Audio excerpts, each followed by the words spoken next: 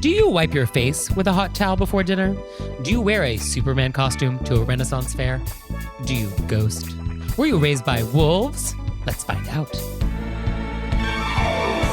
are things that can make it better when we have to live together. We can all use a little help. Some people don't ask themselves, were you raised by wolves? Hey everybody, it's Nick Layton. And I'm Leah Bonema. And we're in New York today, and let's just get right down to it. Let's get in it. So for our AMUSE-BOUCHE today, I want to talk about Oshibori. I'm in. And what is Oshibori, you may ask? I may ask. I could make some guesses. So Oshibori is the damp towel that comes at a Japanese restaurant before the meal. And so let's talk about what to do with it. Yes. So it's going to be a little terry cloth, washcloth shaped thing. And it's always going to be rolled up. And it's probably going to be cold in the summer and probably hot in the winter. And it might have a little fragrance in it, might have a little antibacterial in it, maybe a little lemon. And it usually comes on its own little tray, but sometimes it comes in plastic and it's sort of like a single serve thing. And so part of it is hygiene, because the Japanese enjoy good hygiene. But part of it is also just sort of the hospitality of dining. You know, it's part of just the ritual. So what are you supposed to do with this thing? So if it comes wrapped, unwrap it. And then you basically take the towel and you wipe your hands with it and then roll it up and put it to the side. That's it. Do not wipe your face with it. Do not rub your neck with it. Do not blow your nose with it. Do not wipe the table with it. No, just wipe your hands and then roll it up nicely and put it back on a little tray if it came with a tray, or you can set it aside on the table if there was no tray. That's it. And then depending on what type of restaurant you're in, it may be taken away. Or if you're maybe in a sushi restaurant, often you'll actually have it for the whole meal. Because in some sushi restaurants, you'll actually eat the sushi with your fingers. And so it's a little way to sort of keep your fingers clean throughout the meal. And that's it. And a pro tip, in Japan, if you have the plastic kind, it's a very Japanese sort of thing to tie that plastic in a little knot and then leave it to the side. Oh. So if a Japanese person sees you doing that, they'll be like, ah, nice. So do that. I feel like Nick's going to make us all seem so much cooler. That's the whole show. No, I really appreciate it. I want you to seem cooler. I love it. And then there is some variation on the hot towel theme, which I think we should just briefly discuss. On an airplane, I think the same rules should apply. I know some people feel like the towel is more of a spa type of thing. Oh, you think no face on a plane? I don't love that for myself. Okay. I know people do it. I like that less. I think I'm more Nick likes that list. inclined. I'm more inclined to let that slide on an airplane than in a Japanese restaurant. I've definitely used a wet cloth that's been given to me on a plane on my face. Yeah. I mean, live your truth. But I would not. I didn't put any yuckies into it. Okay. You didn't blow your nose with it. Yes. Thank you for that. But yeah, I don't love that. But I guess if you really want to, Sometimes you're just so dry and your face needs to be awakened. I see. Okay. And then sometimes like at a crab shack or in Maine, in the, lobster shack, hut. What's the name of the building? I think you could go with either. I mean, it's going to be a lobster shack. Okay. A lobster hut. I Feels feel like wrong. a hut's going to be in the woods. Kiosk? Okay. It's definitely not a kiosk. But sometimes you may be given like a towel with a lemon on it at the end of the meal. And so the idea there is you squeeze the lemon on the cloth. You don't squeeze the lemon on your hands directly. So squeeze the lemon on the cloth and then take the cloth with the lemon juice and then wipe your hands with it to get sort of the crab scent off of it. So that's how you would navigate that. And that's our AMUSE-BOUCHE. Fantastic. And we're back. And now it's time to go deep. Very deep. Very deep into ghosting. I was going to make a ghost noise. Oh, please don't. Well, I also couldn't think of one. Woo. But I mean, Okay. is that appropriate? I mean, I don't think so. Yeah, that may be I don't know what kind of noises ghosts make. fair.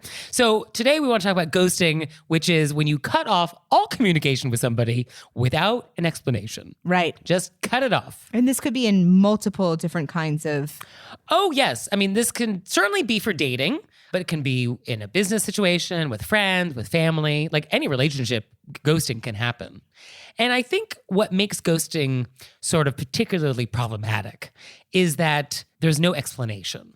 It's the lack of explanation that I feel like is what stings for most people. And ghosting should be contrasted with not making an effort.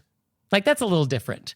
Like if we're just texting back and forth and neither of us makes an effort to like make plans to get together, this is not ghosting. No, it's not. This is just fizzling. that's different. That's probably fine. So I guess the first question is, why do people do it? Why do people ghost? What do you think? I think there's two reasons. Yeah. One, they don't care. Oh, yeah, that's true. They're thinking about them. Yeah.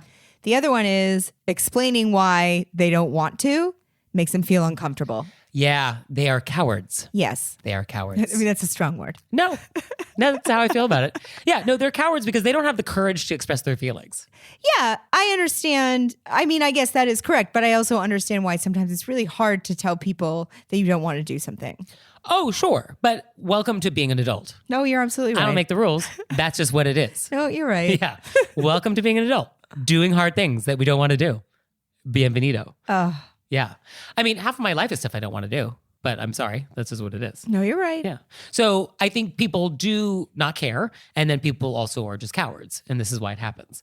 So I guess there's a spectrum of relationships, right? When we think about our relationships. And on one end of the spectrum is we matched on Tinder. We had some exchanges of messages, but we never met.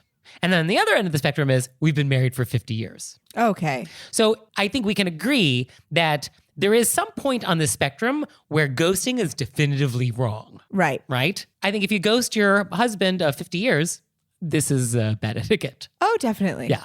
If you only exchange some messages with somebody on Tinder, never met them, I think that's ghosting. I'll give you a pass on that. Yeah, that's not, there was no. Yeah.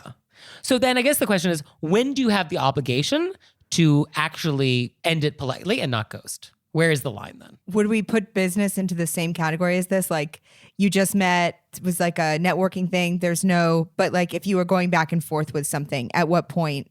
Yeah, I mean, I think a business relationship, I think the same rules should apply. Yeah. I mean, for me, when I was thinking about this, I guess if you've met the person, then I think you have an obligation to not ghost. I think at that point, you are too far past when ghosting could even be potentially appropriate. What if you met up for coffee and both of you, it was clearly not? Well, then that's not ghosting, that's allowing something to fizzle. If I had coffee with you and I followed up like, hey, it was so great meeting you, like, were you interested in maybe checking out that museum that we talked about? And you don't respond to that, that is ghosting.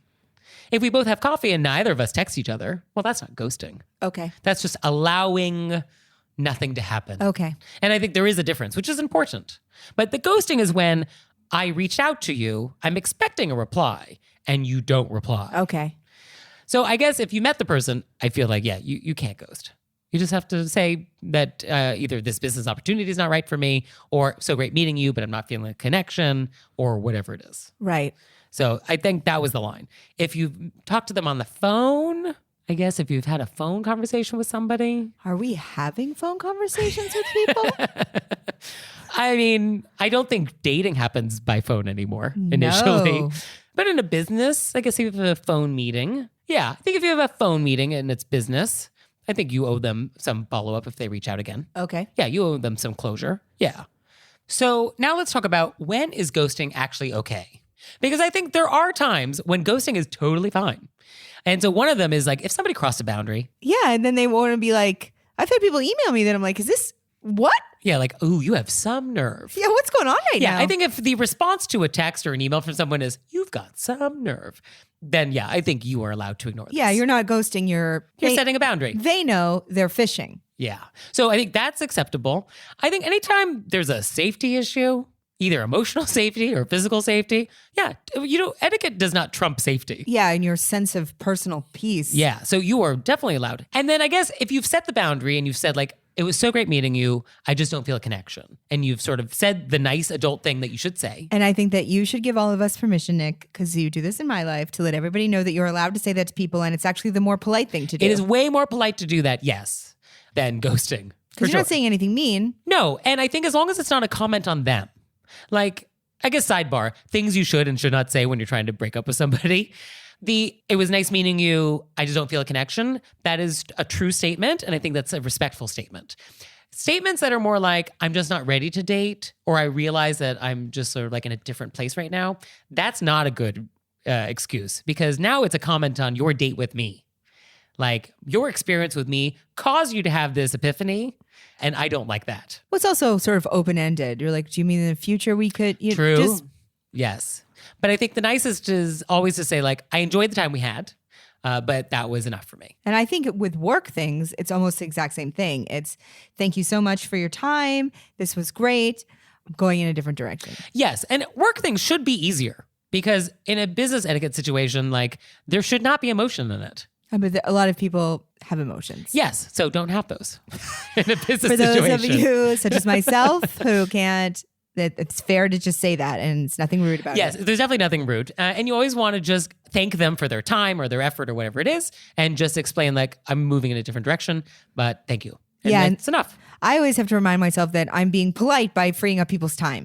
Yes, leaving people hanging is rude. Yes. And in the end, I think that's why ghosting is rude because you are leaving people hanging. And leaving people hanging is rude. Yep. Because they don't know what to do next. And that awkwardness is uncomfortable. And you've made someone uncomfortable, and making people uncomfortable is bad etiquette.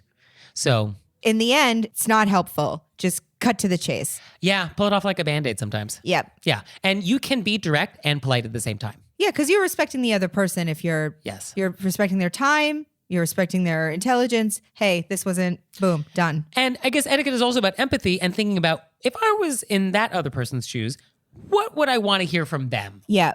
How would I want them to end this relationship, whatever it is that we have? And I would much rather just hear from you like, oh, I'm good. I don't need to see you again. Or, oh, we're not going to use your services. Thank you so much. Yep. And great. I can move on. No more bandwidth for you. Thank you so much. I'm not getting strung along, not knowing what's happening. Yes. And on some level, ghosting actually is a gift when people do it. I find I try and make a little lemonade out of lemons with that because it tells you where their emotional maturity is and where their communication maturity is. And I'm not super interested in dealing with people that have low emotional maturity. And when you ghost, you've been very clear with me about like, oh, this is where you're at. And so thanks. You have saved me a lot of trouble. I'm not going to invest any more effort into this relationship. And thanks for saving me the trouble. Like, I'm glad to know this now than in 6 months from now. Yeah, I've had female friends who have been ghosted and they will have conversations and they're very upset by the lack of closure. And I feel like that's what it is. You're learning that this is the type of person who's not ever going to give that to you. Nope. So you have to, that's your closure. They're not there. Yeah. And you don't want that in your life, Yeah, you don't want somebody in your life that does this. business or personal. Yeah. Yeah. You just don't want people who act this way in your life. And so it's just better to cut them out. So that's how I feel about it. I think it's great. Yeah. And then I don't know why I threw this in there. I put down a Maya Angelou quote. Give it to us. I love my Angelou quotes. You want to get? Yeah. Let's put this on a pillow. So her famous quote is just, when people show you who they are, believe them the first time. Oh, that's a great one. Right? So my friends are rolling their eyes hearing me just read that. But it's a good quote. And I actually do think this is very true. It is very true. And so when people ghost, yeah, that's who they are. So believe them. Yeah. And so inevitably, when some people who ghost and then reemerge weeks later, months later, and like pretend like they never did that, yeah, no time passed. no time has passed. It's almost gaslighting. It is gaslighting. And so now you're a psychopath. It's like, no, you ghosted. That's final. That was a done deal. Or wildly selfish. Or all of the above. All of the above. All of the above. So if somebody ghosts and then unghosts, no, shut it down. You are allowed to ignore the post-ghost message. You are allowed to ignore that. You can ghost the ghost. There it is. That's it. You heard it from me first. And we're back. And now it's time to take some questions from the wilderness. Oh! Our first question is, at a Renaissance fair, is it okay to wear a Superman costume? I just want to say that I was so happy about this question. These are your people. These are my These people. are your people. Leah, if you don't know, has, certainly Lord of the Rings is your go-to. I hate to say this because I feel like I'm admitting to something, but I really am trying to be very Own it. honest with our This is listening a audience. safe space. I have elf ears that are Lord of the Rings, but I also, Like you wear them. Yes. Your normal ears are not elfish. my normal ears are not elfish. Okay. But I've also worn them at a Star Trek convention as a Vulcan, and then I'll throw them on at Christmas. Oh. So I feel like a true consummate professional would have 3 sets of ears. Well, But because Vulcan ears and elf ears and Well, Lord of the Ring ears, these are different Lord of the ears. Ring elf versus a Christmas elf, they probably a little different bit of an elf, and then a Vulcan. You know what I mean? I that's a should different- technically have 3 sets of ears. Okay. But I just have one. Okay. Well, Christmas is coming. But I have ears. I also have a cloak. I, of course, have a Jedi robe. Have you been to a Renaissance fair? No. So for those who don't know, I assume this is a global phenomenon and that not just an American thing, but maybe it's an American thing. I don't know. Listeners, if you're outside of the United States, do you have Renaissance fairs where you live? So a Renaissance fair is basically a immersive experience where people dress like it is Queen Elizabeth I's reign. It's in like a field. Or there's like a little village. Yeah. And I mean, it's royals. not like downtown. It's not downtown London, no. But it's nobles, it's knights, it's ladies, it's merchants, it's peasants, it's people eating big drumsticks. Yes. Jugs of mead. Yeah, it's all of that. It's corsets, it's boots. Yeah. So that's a Renaissance fair. My personal feeling is that a Superman costume is not appropriate. I mean, it's not Renaissance. It is not Renaissance, true. However, at a Renaissance fair, you do see a lot of people with fairy wings and other sort of fantasy items. And I do not believe there were fairies in the Renaissance, as far as I recall.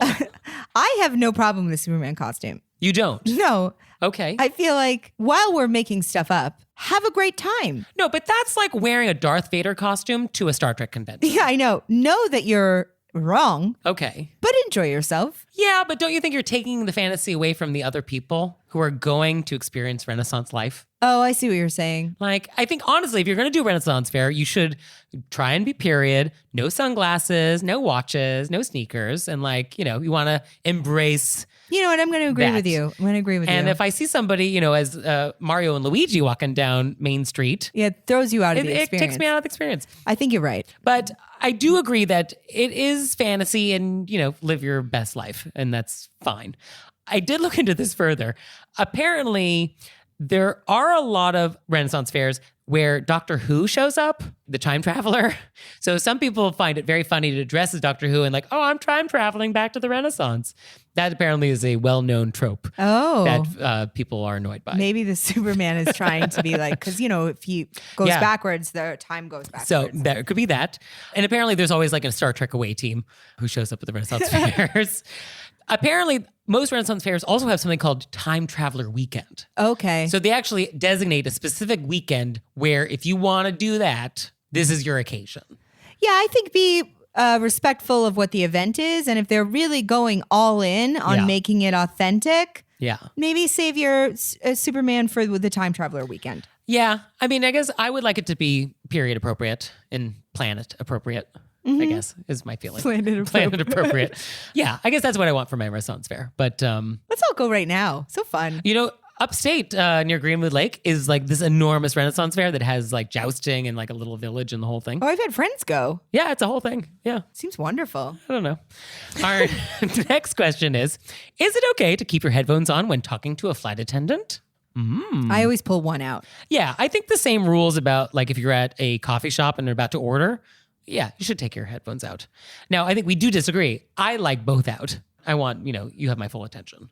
But I think at least the headphone closest to the aisle. Yeah, I always pull one out so they say, oh, I'm listening. I can hear you. Whenever I pull two out, I drop it. I lose it. Where do they go? I don't know. Who can say? Who can say can where say? they went? But yeah, I think you want to make eye contact and you want to just sort of be quick about it. Yeah. Yeah. Our next question is, my husband and I have different last names. People assume that I have his and will often refer to me with his last name. And to make matters worse, call me Mrs. As a feminist, this is super frustrating. I will often say, oh, I'm actually Smith, or you can just call me Barbara. I'm sure I'm being rude for correcting people, but I wish people would stop assuming. Is there a better way to handle this? I don't think this person I don't think you're being rude for correcting people. It's your name. Yeah, that's fine. Miss Manners also agrees. Like, you should always be addressed the way you want to be addressed. So whatever name it is that you use, and this goes for pronouns, whatever pronouns you want to use, you should be called by that.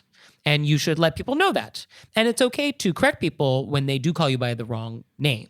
What you're not allowed to do is lecture them or chastise them. Yeah, like if I thought you had a different last name, I would love for you to correct me. Ideally, you wouldn't be angry at me because I Yeah. didn't know you. Would just be like, oh, it's Barbara. And I'd be like, oh, cool. Or, oh, I go by Smith. Oh, cool. And then now I know. Yeah, I mean, it's the same tone of like, oh, my name is actually Leah, not Leah. Yeah. And it's just a neutral tone. Like, oh, you didn't maliciously call me by the wrong name. I'm just correcting you. And that's fine. And I don't think you should feel rude about correcting people at all, and feel free to do it all the time, because I think there's a little bit still, wish people would stop assuming. It's like the irritation of it. Yes. I mean, people will assume. I think many people do still take a husband's last name. And so this is very common. So I don't think we want to be mad at society for having this issue, but it's fine to correct people. Yeah. I mean, or we can be mad, but You could be mad at you can just patriarchy. still politely correct people. Yes. What you don't want to do is then go into a lecture about it. Why you've chosen to do this, what it means to you, what it means about the person assuming this. Like, we don't want to go down that path. I mean, I have. You want to lecture people about this? No, I don't lecture. Oh, what do you do? You don't want to know what I've done, Nick. I mean, give me a flavor. I mean, I've made comments about, I have a permission slip to be outside from my By my husband. husband. Oh, yeah, that's a little pointed. Oh, it's pointed on purpose. Yeah. I'm not. Yeah. Some people just have it wrong. Some people dig in. Mm-hmm. Okay. If you dig in, I'm going to dig in. Okay, yeah. If they don't just accept that, you have your own last name, which is not the same as your husband's, and aren't prepared to just accept that and move on. Okay, all right, I'm going to dig in right back. Okay. Yeah, I guess if you want to do that. Yeah. All right, we have a different approach there. Well, these were very interesting questions. Great questions. Great questions. So please send in your questions. We would love to answer them. And we'll call you by however you want us to call you. We will. We will. Actually, we don't really use your names ever because we want this to feel universal. And we also want to protect your privacy. We also protect your privacy. True. Yeah. We don't know who wants their names used. Yeah, and who's listening and who isn't listening. Yeah. So we kind of keep it vague, but we want to hear from you regardless. Please. So send in your questions, send them to us through our website, wereyouradbywolves.com. Or you can leave us a voicemail, 267-CALL-RBW. And we're back. And now it's time to play a game we like to call Vent or Repent. Vent or repent. Vent or repent. That's new. I want to switch it up. Wow. And so this is our opportunity to vent about some bad etiquette thing we've done recently, or we can repent for some etiquette faux pas we've committed. So Leah, would you like to vent or repent? I'm going to vent. Bring it. And I'm going to vent in theme of our last question. Oh, So I have a significant other right. who is my fiance, but I call him my boyfriend Okay. because fiance just seems... You can call him whatever you want to call him. So this happens a lot. And recently it happened a whole bunch. And I try to let it go and be, but it drives me crazy. It grinds my gears. Where if I am telling you something and then you say, oh, what does your boyfriend think about that? Oh, that's interesting. It happens so much. And Like- it will often have to do with my career choices. Oh, wow. And immediately you may think, oh, must be men doing it. No, it's men and women. Okay, universal. More men, but some women. And these are typically things that would affect bigger life stuff. Yeah. So career, moving, finances. Or even sometimes if it's like a joke or I'm going to this thing. I recently had a friend say, does your boyfriend know you're here? What? Also, I find it very odd where people who don't know the two of us as a couple, but just know I'm a relationship. Right. So it's different if like you asked me or a friend asked me or because they just want to know, oh, what does he think? Yes. And okay. that's of Slightly course, different. it's slightly different. We make couple decisions. But if you, as a person who you've never seen us together as a couple, I don't talk to you about my relationship. Right. You want to know how my boyfriend weighs in on my choices. Yeah. And I mean, this happens a lot. So is it because we assume he has final say? Or is it because we assume that you can't possibly make these decisions on your own? I mean, I have to assume it's all of the above. Yeah. Wow. Yeah, it happens a lot. Okay. And it really, That's a good gear grinding. really grinds my gears. Yeah. Especially when it's people who don't know us as a couple. Yeah. What does your boyfriend think about this? Oh, he knows it riles me up. So for me, what riles me up is I go to museums and galleries a lot. If you see my Instagram, like there's a lot of them featured because I go to galleries probably every day. It's like a palate cleanser for my mind. Oh, wow. It's like a little grapefruit granite. It just sort of, it's a nice thing in the middle of the day to pop out, see some art, clears the mind. So I made the mistake of going to MoMA, the Museum of Modern Art, and they have a new Donald Judd retrospective. But what I am annoyed by and why this is an event is you need to be mindful of other people, that you're not blocking the art and you're not blocking the cards. Because I wanted just to get the number off of the card so I could use my cell phone and use their app where I could listen to the information. Because all of the works are untitled, so I don't need to know that. But I did want the number off of the card. And people were basically blocking all of it at all times. And it was so frustrating because it's you are standing right in front of this thing. And there's probably 50 people in front of every artwork. So move it along, people, and be mindful that people are trying to look at art. Yeah, you're at a group event. Yes, you were in public. This is not about you. Yeah. So I just find that maddening that people's sense of personal space and their sense of entitlement just really seems heightened. It's a lack of awareness for other people. It's very infuriating. Yeah, I'm totally infuriated by this. So don't do that. Or I guess I just need to get my own private museum and just enjoy the artwork by myself. That's the dream.